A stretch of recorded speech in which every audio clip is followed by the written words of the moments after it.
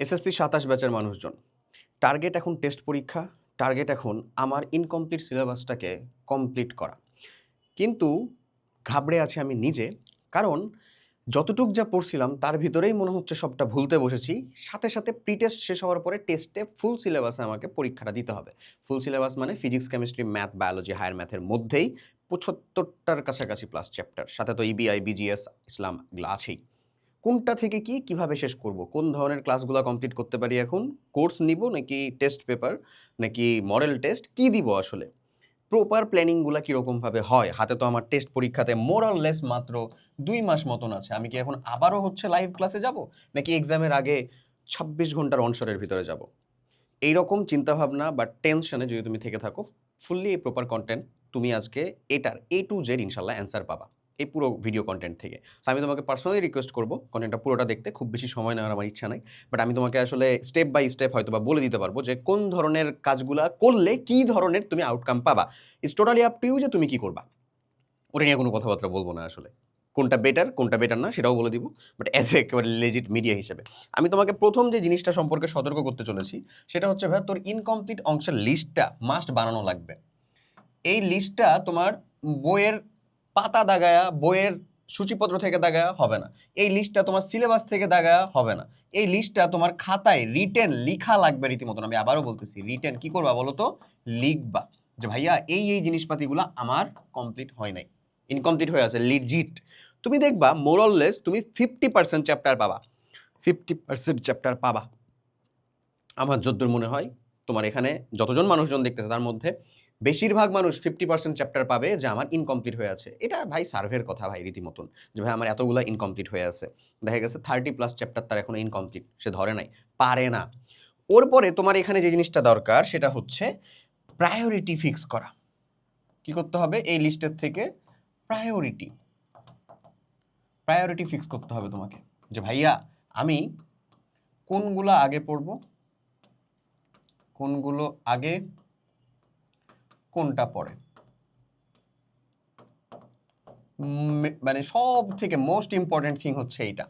এখন যেগুলো আমি প্রায়োরিটি ফিক্স করে ফেললাম যে ভাই আমার কেমিস্ট্রির ভিতরে আমরা একটা অলরেডি কন্টেন্ট দিছি যে তোমাকে তুমি কোন চ্যাপ্টারগুলো এসএসসিতে বাদ দিতে পারো। বাদ দেওয়া মানে হচ্ছে পুরোটা বাদ দিবা এরকম না।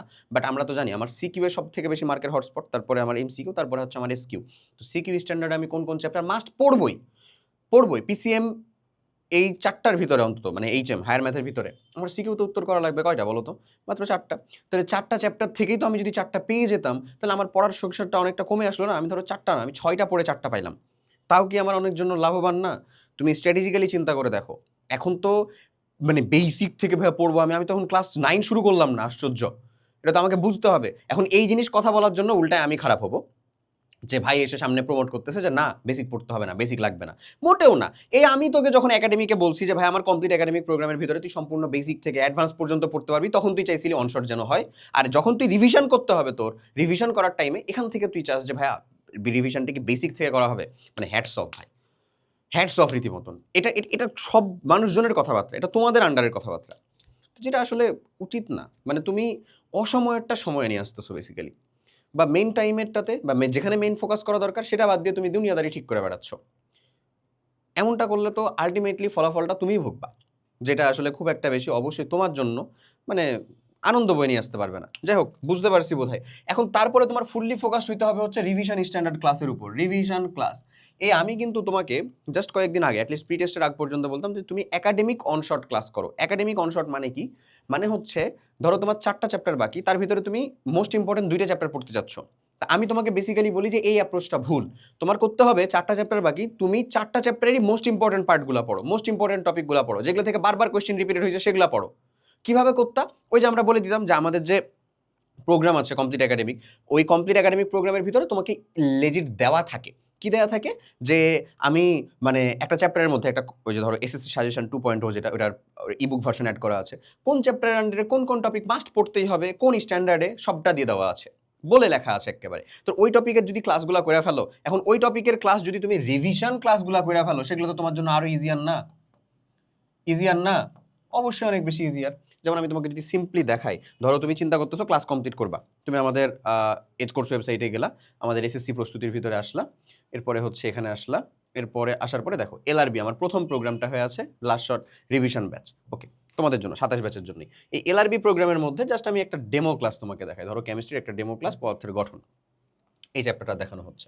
তো এখানে এই পুরো চ্যাপ্টারটাকে শেষ করা হয়েছে 1 ঘন্টা 45 মিনিটের মধ্যে, ইনক্লুডিং এটার practice, theory, most important topic. Just এখানে এটা শেষ না এই প্রোগ্রামে, যদি তুমি জাস্ট খালি ম্যাটেরিয়ালসের ভিতরে আসো, ম্যাটেরিয়ালসের মধ্যে পাবা দেখো ভাই এসএসসি সাজেশন ইবুক।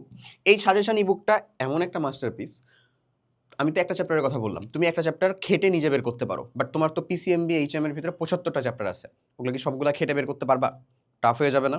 তো ওগুলা চ্যাপ্টারকেও পর্যন্ত তুমি কমপ্লিট করে ফেলতে পারো এইটার মাধ্যমে বুঝছো যে কোন চ্যাপ্টার থেকে কি কি অংশগুলা ম্যাগনেট অংশ, এই চ্যাপ্টার আমাকে পড়তেই হবে এতটুকু। তাহলে তুমি যদি এমনে পড়ার চিন্তা করো তাহলে তোমার পড়াশোনাটা কিন্তু অলরেডি সর্টেড, গুছায় যাবে, রাইট?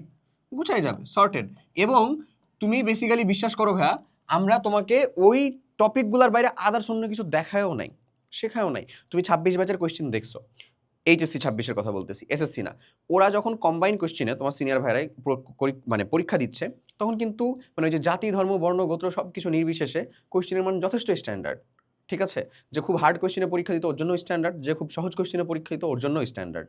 মানে এটা দেখে নেওয়া হয় যেন আমি পাস করার মতন অ্যাভেলেবিলিটি রাখি, বাট সবাই যেন গণহারে প্লাস করবে, এরা এইটা যেন না হয়।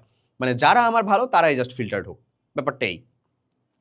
সো একটু মাথা খাটায় দেখো আসলে যে এই রকম টাইমের ভিতরে বা এই রকম যখন একটা টেন্ডেন্সি রাখতেছে যারা এক্সামের কোশ্চেন বানাচ্ছেন তারা, সো তাদের ক্ষেত্রে আমাকে কতটুকু বেশি পরিমাণে কি করতে হবে, মানে নিজেকে ফাইট দেওয়ার মতন আসলে রেডি করতে হবে, বুঝছো?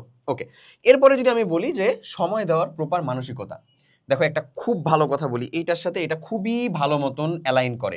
এক্সপেকটেশন হলো টার্গেট বিগ।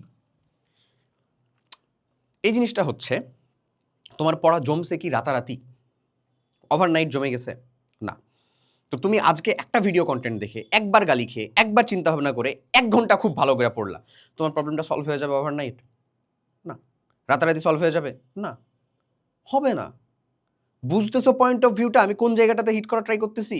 তো তোমার প্রবলেমটা যদি ওভারনাইট ক্রিয়েট না হয় তাহলে এটা ওভারনাইট সলভ হবে না। বাট হ্যাঁ, তোমার ইফোর্টের উপর নির্ভর করছে এটা সলভ হতে কতদিন সময় লাগবে। তোমার ইফোর্ট যদি তুমি বাড়ায় কনস্ট্যান্টলি দিতে পারো, রুটিন মেনটেন করে দিতে পারো, যেরকমভাবে বলতেছি সেরকমভাবে কন্টেন্টের ক্লাসগুলোকে কমপ্লিট করতে পারো, বিশ্বাস করো এটা একটা মাস সময় কমপ্লিট লাগবে না, তার আগেই দেখবা তুমি তোমার ইমপ্রুভমেন্টে নিজের প্রতি খুশি হচ্ছ। বুঝতে পারছো কি বলছি? সো জিনিসটা এক্স্যাক্ট এইখানেই ভাইয়া, যে তোমার এক্সপেকটেশনটাকে লো রাখো। তোমার যদি মনে হয় যে আমার এই জিনিসটা একবার পড়লে হয়ে যায়, তুমি সেটাকে মিনিমাম টার্গেটের মাথার ভিতরে উঠে রাখো, একবার পড়লে কিছু হয় না, এটা আমাকে মিনিমাম 2 বার পড়তে হবে। এই ডাবলিং থিওরিটা অনেক বেশি কাজ করে। তোমার যদি লাগে যে এটা আমার 3 বার লিখলে হয়, তুমি এটাকে চিন্তা করো 6 বার লেখা লাগবে আমার। তোমার টার্গেট যদি এটাকে 6 বার লেখা হয়, তুমি 5 বার লিখবা, তো 3 বারই তো তোমার হয়ে যেত। তাহলে 5 বার পর্যন্ত লিখতেছো, ওটা তো তুমি আরো অনেক দিন পর্যন্ত মনে রাখতে পারবা রেগুলারের চাইতে। বুঝতেছো জিনিসটা? মানে এটা তোমাকে তোমার নিজের সাথে প্রত্যেকদিন জিততে সাহায্য করবে। আমি যে এই কথাগুলা বলতেছি এটা তুমি সপ্তাহে 7 দিনই একেবারে অ্যাকুরেট মেনে চলতে পারবে এমন না। বাট আমি চাই যে তুমি সপ্তাহে 7 দিন অন্তত নিজের কাছে হাইরো না। এট লিস্ট 5 দিন হইলেও জিতো। 5টা দিন হইলেও নিজের সাথে নিজেকে টক্কর দিয়ে নিজেকে ছাড়ায় যাও। বুঝতেছো? এইখানের এই যে কামব্যাক দেওয়ার কথা, এই যে কামব্যাক শব্দগুলা, এগুলা জাস্ট বেসিক নিজের সাথে লড়াই ভাই। আরেকজন তোর সাথে যে পরীক্ষা দিচ্ছে ওর সাথে না বেসিক্যালি। তুই ওর সাথে অটোমেটিক জিতবি যদি নিজের সাথে জিতিস, বুঝছিস? তো সিম্পল ইকুয়েশনটাকে ধরার ট্রাই কর, আলাদা কিচ্ছু না। এসএসসি, এইচএসসি, অ্যাডমিশন, এই জিনিসগুলা কঠিন না, মোটেও কঠিন না। These are tricky, tricky. All you need to do understand the trick, all you need to do, মানে তোমাকে অবশ্যই লাইনের মধ্যে থাকতে হবে, ট্র্যাকে থাকতে হবে, all you need to do cumulatively ইফোর্টটা দিতে হবে, এই, বুঝছো? তো যাই হোক, আশা করি আমি বুঝাইতে পারছি। সো তুমি আরামসে আমাদের এলআরবি প্রোগ্রাম, ওই এক রিভিশন প্রোগ্রামে আপ টু কলেজ অ্যাডমিশন পর্যন্ত সব কিছু ডান হয়ে যাবে, ইনক্লুডিং ইয়োর প্র্যাকটিক্যালস, তোমার প্র্যাকটিক্যাল সহ, বুঝছো? এবং ওখানে জাস্ট এইটা না যে আমরা পিসিএমবি এইচএম নিয়ে চিন্তা করতেছি খালি, না, ওখানে আমরা নিয়ে আসতেছি তোমাদের ইবিআই বিজিএস, ইবিআই বিজিএস ইসলাম সব, মানে সায়েন্স নন সায়েন্সের ওই এক প্রোগ্রাম থেকে তুমি সব কিছু ইনশাল্লাহ কমপ্লিট করে ফেলতে পারবা। এবং আমাদের মেইন বা মেজর বা কোর বৈশিষ্ট্য হচ্ছে, তুমি এখন নিজে পড়তে চাও, এতটুকু তো আত্মস্থ না, তোমার সব ক্লাস রেকর্ডেড, সকল ক্লাস রেকর্ডেড, তুমি ডাউনলোড করে একেবারে ওয়াইফাই, ফোনের ডেটা, তোমার সকল নোটিফিকেশন অফ করে ডিভাইসের মধ্যে লেজিট ক্লাস করবা। টার্গেট থাকবে ক্লাসে, আমার টার্গেট থাকবে সময়, এত সময়ের মধ্যে আমি এতগুলা ক্লাস করে এতটুকু কমপ্লিট করছি, আউটপুট বেসড পড়ছি, এটা আমি এক্সাম হলে ডিরেক্ট কাজে লাগাতে পারবো। ডিরেক্ট ওখানে এক্সাম আছে, এমসিকিউ এক্সাম তুমি ওখানেই ট্রাই করতে পারো। ওইখানের চাইতে তুমি যদি অফলাইনে কোনো একটা এক্সাম দাও, উদ্ভাসে এক্সাম দিতে পারো, বেটার। এই দুই কম্বিনেশন একটা বেস্ট আউটপুট তোমার জন্য নিয়ে আসবে। বেস্ট। আশেপাশে যদি এই সুবিধা থাকে তাহলে, না থাকলে তুমি অনলাইন এক্সাম দাও, এক্সাম দিতে হবে, প্র্যাকটিসের সাথে সাথে এক্সাম দেওয়া জরুরি। ওকে, আশা করি বুঝাইতে পারছি যে কিভাবে তুমি টেস্ট পরীক্ষার আগে অবশ্যই তুমি তোমার ফুল সিলেবাসটা শেষ করার জন্য প্রপার কন্টেন্ট প্ল্যানটা করবা। ক্লিয়ার? এরপরে কিছু এক্সট্রা টিপ নিয়ে আমরা কথা বলবো, হ্যাঁ, যেটা তোমার জন্য খুব কাজে দিবে। তো আমরা অলরেডি কন্টেন্টটাকে শর্টেন করে ফেলছি, ছোট করে ফেলছি না? কন্টেন্ট আমাদের ইনশাল্লাহ ছোট হয়ে গেছে। এটাকে বেসিক্যালি ছোট বলবো না, আমরা সর্টেড বলবো, গুছানো হয়েছে, আসলে গুছানো হয়েছে। ওকে, এই গুছানো কন্টেন্ট তুমি নোট সহ ক্লাস করে নিজে প্র্যাকটিস করবা। নিজে প্র্যাকটিস করবা কই থেকে? আমাদের যে সাজেশন বইয়ের সলিউশন পার্টটা আছে সেখান থেকে প্র্যাকটিস করতে পারো। তুমি অলরেডি টেস্ট পেপার আগের বছরের হলেও নিছো, সেখান থেকে প্র্যাকটিস করতে পারো। উদ্ভাসের যে কোয়েশ্চেন ব্যাংক আছে সেখান থেকেও প্র্যাকটিস করতে পারো। ফার্স্ট টার্গেট থাকবে বোর্ড কোয়েশ্চেন, বোর্ড কোয়েশ্চেন্স। এবং বোর্ড কোয়েশ্চেন যে চ্যাপ্টারের ভিতরে তুমি করতে পারতেছো, যে চ্যাপ্টারের থেকে কোয়েশ্চেন আসে, মিনিমাম ট্রাই করো হচ্ছে 2020 পর্যন্ত, 2022 এতদূর অবধি মাস্ট ট্রাই করবাই, এতদূর অবধি মাস্ট ট্রাই করবাই। এই পর্যন্ত সালের কোয়েশ্চেন তুমি পাবা ওখানে, ঠিক আছে? ওকে, এরপরে নিজ থেকে পড়া। দেখো, আমি এটা পার্সোনালি এখন সাজেস্ট করব না। কেন? তোমার হাতে সময়টা খুব কম। তুমি একটা প্রসেস একবার ট্রায়াল দিয়ে ওই প্রসেস একটু ভুল হয়ে গেল, সেটাকে আবার আসবা, এই সময়গুলো লসে চলে যাচ্ছে রীতিমতন। সো এখন বেটার হয়, আমাদের ওখানে দাগানো বই দেওয়া আছে, হ্যাঁ, তুমি চাইলে নিজ থেকে পড়তে পারো দাগানো বই। বাট আমি বলবো পার্সোনালি 3টা জিনিস করো। এক হচ্ছে যে ক্লাস করার জন্য ডিভাইস ওপেন করছো, ধরো আমার হচ্ছে ওই যে পদার্থের গঠন ক্লাস করতেছো, ডিভাইস ওপেন করছো, এখানে তুমি ক্লাসটা দেখবা, তোমার কাছে খাতা আছে যার মধ্যে তুমি নোট করবা। ওকে, পাশাপাশি আর একটা এই জায়গার ভিতরে ডিভাইস দিয়ে হোক বা আদার্স কোনো ডিভাইস দিয়ে হোক সুন্দর মতন দাগানো বইটা ওপেন করতেছো। তুমি দেখো ভাইয়া যা পড়াচ্ছে তোমার বইয়ের মধ্যে সেটার সাথে মিল পাচ্ছ কিনা। এক্স্যাক্ট ইনশাল্লাহ হুবহু সবটা মিল পাবা, সবটা। তাহলে তুমি প্রপারলি কনফিডেন্টও থাকতে পারবা যে আমি যা যা পড়ছি তা আমার হইছে বা হচ্ছে। এখন মেজর জিনিস, ইবিআইকে অড টাইমে আমাদের শেষ করতেই হবে। হোয়াই? কোশ্চেন আসতে পারে কেন? কারণ ভাইয়া ইবিআই যেমন আমার গুরুত্বপূর্ণ, কেন গুরুত্বপূর্ণ? ও তো আমার বোর্ড কোয়েশ্চেনে সেম পরিমাণ কন্ট্রিবিউশন করে না? ইংলিশ বাংলা আইসিটি, এখানেই তো তোমার হচ্ছে যে ইংলিশ বাংলা 400, আইসিটি একটা ফুল কোয়েশ্চেন, এটা তো 100 মার্কের না, যাই হোক বিজিএস ইসলাম এখানেই তো তোমার হচ্ছে হয়ে যাচ্ছে 600 মার্ক, আর ওখানে 50, 650 মার্ক। এই 650 মার্কের কোনোটা কি তোমার বোর্ডে প্লেসমেন্ট, বোর্ডের রেজাল্ট, জিপিএতে কম কন্ট্রিবিউশন রাখে? মোটেও না, ভালো কন্ট্রিবিউশন রাখে। তোমাকে মেক শিওর করতে হবে এখন অ্যাট দিস মোমেন্ট স্কুল না গোয়িং যে অবস্থাটা তোমার, এর ভিতরে অড যে টাইমগুলো রয়েছে এগুলাতে ইবিআইটাকে একেবারে মানে শর্ট আউট করে ফেলা, তুলো করে ফেলা। আমি বলি সায়েন্সের মানুষজন ম্যাক্সিমাম ধরা খাইছে হচ্ছে 26 ব্যাচের 1 আইসিটি 2 ইংলিশে, বিশ্বাস হয় না? এবং আমি প্লাস নিয়েও ঝামেলা করতেছিলাম, আমি পাস নিয়ে কথা বলতেছি, পাস, লেজিট পাস, বুঝতেছো? পাস করতে যেয়ে প্যারা খেয়ে গেছে। তো এই জিনিসটা তোমার বেলা কেন হবে? যেন না হয়, অ্যাটলিস্ট তুমি নিজেকে মার্ক সেভ করো। তো এটা অড টাইমে বলতে কি, লাইক হচ্ছে তোমার দুপুর টাইম, দুপুর থেকে বিকেল এই যে টাইমটা, হ্যাঁ, তারপরে ঘুমোতে যাওয়ার আগের যে 2 ঘন্টা রাতে।